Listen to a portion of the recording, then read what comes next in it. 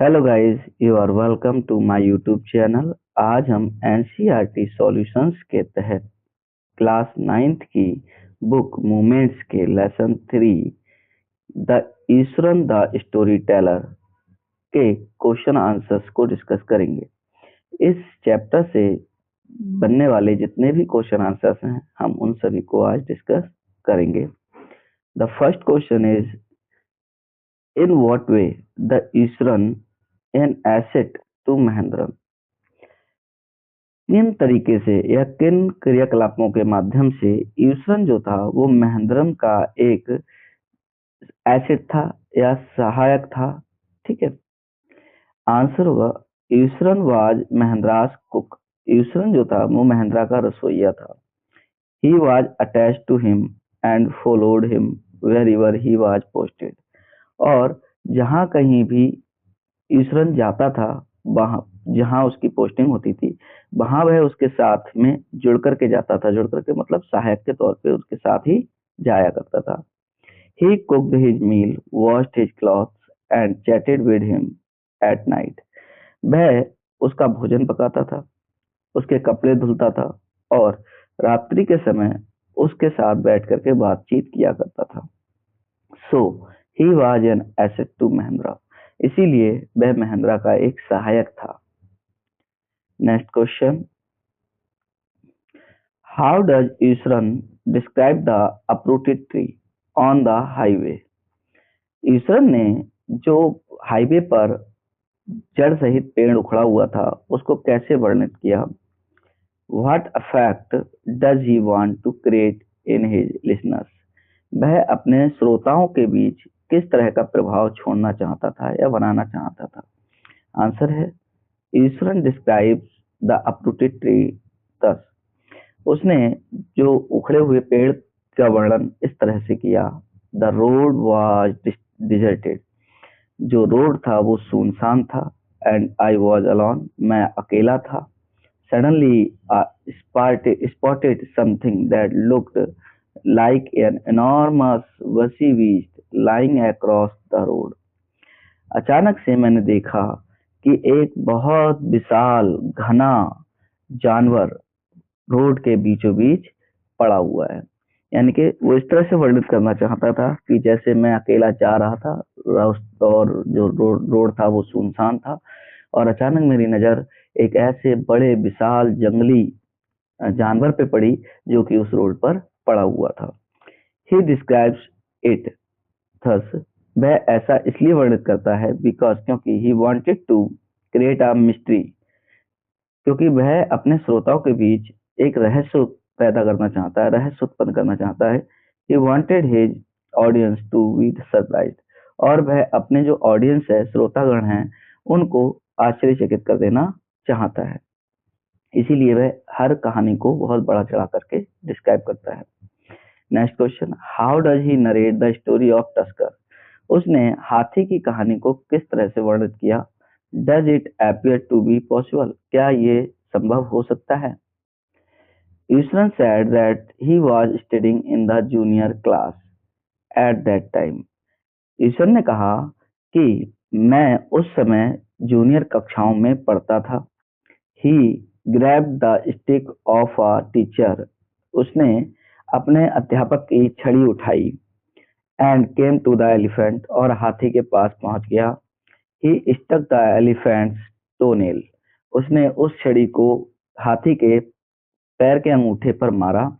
It fell down, और हाथी गिर गया।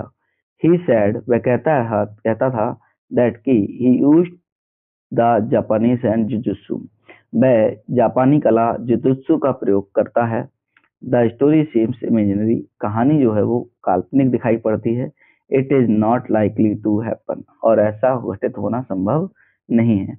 जो हाथी की कहानी थी तो उसको नरेट इस तरह से कर रहा है, वो कहता है कि एक बार हाथी आ गया था तो मैंने अपने टीचर की छड़ी ली और मैंने जाकर के उस हाथी के पैर के अंगूठे पर मार दी, जिससे हाथी वहीं गिर पड़ा, क्योंकि मैंने जापानी कला एक जुजुत्सु का प्रयोग किया था।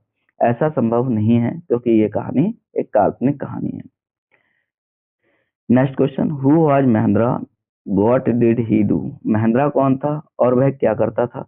Mahindra was a junior supervisor in a firm, वह एक कंपनी में जूनियर सुपरवाइजर था। ही वाज बैचलर, वह अविवाहित था। His job was to keep an eye on the construction work, उसका कार्य कंस्ट्रक्शन कार्य पर नजर रखना था। He kept moving from place to place as ordered by his head office. उसके मुख्यालय से जो भी उसे आदेश आता था, इसी कारण से उसे स्थान से स्थान को बदलना पड़ता था, यानी कि आज इस जगह पर तो कल दूसरी जगह पर जाना पड़ता था। नेक्स्ट क्वेश्चन है, why does the author say that Ishwan seemed to more than make up for absence of a TV in Mahindra's living quarter? लेखक ये क्यों कहता है कि ईश्वरन जो है वो महिंद्रा के लिविंग क्वार्टर में एक टीवी की अनुपस्थिति को पूरा करता है, यानी कि उससे कहीं अधिक है। ऐसा क्यों कहता है लेखक? आंसर है, Ishwar was a expert storyteller, Iswaran एक अच्छा स्टोरी टेलर है। He told mysterious stories which had always a surprising ending, वह रहस्यमय कहानियां बताता है जिसका एक आश्चर्यजनक अंत होता है। These stories entertained Mahindra at night, और ये कहानियां महिंद्रा को रात में रोमांचित करती हैं, यानी कि मनोरंजन करती हैं।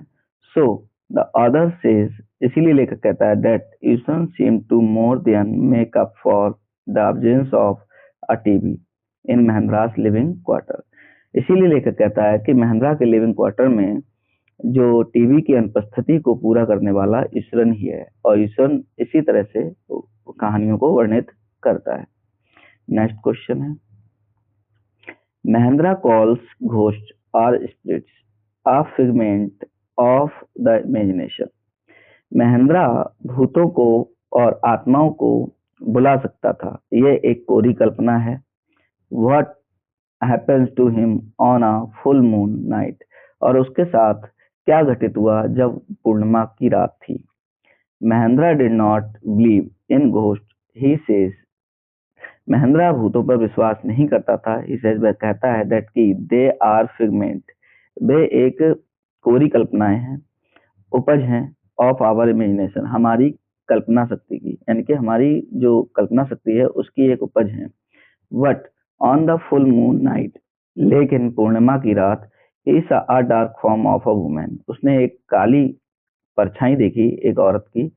She was carrying a bundle in her arms, वह अपने हाथ में एक गठरी पकड़े हुए थी।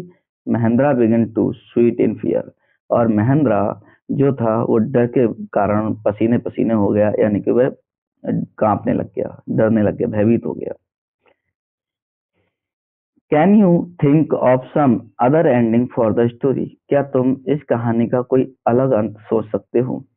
The story could end like this, story इस तरह से भी समाप्त हो सकती है। Mahendra took courage and went near the women, Mahendra साहस करता और उस औरत के पास जाता।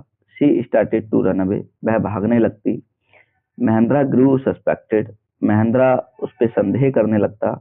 ही grabbed her and found that it was Iswaran himself, और महिंद्रा जो था वो उसको पकड़ लेता और पाता कि ये और कोई नहीं बल्कि ईश्वरन है।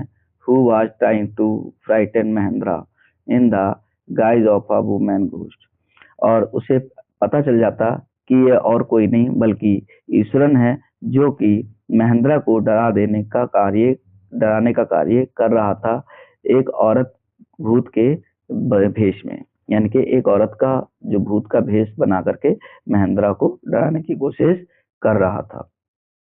इस तरह से भी कहानी का एंड हो सकता है। Describe Iswaran amazing capacity to produce vegetable species, Iswaran की जो अद्भुत क्षमता थी जो सब्जियों को उगाने की, उसका वर्णन कीजिए।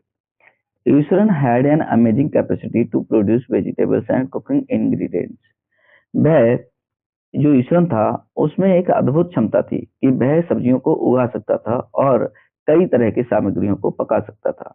He had always these things ready even in deserts, वह इन चीजों को डिजर्ट रेगिस्तान में भी उगा सकता था, तैयार कर सकता था। Where there no shops at all, जहाँ कोई भी दुकान नहीं होती थी।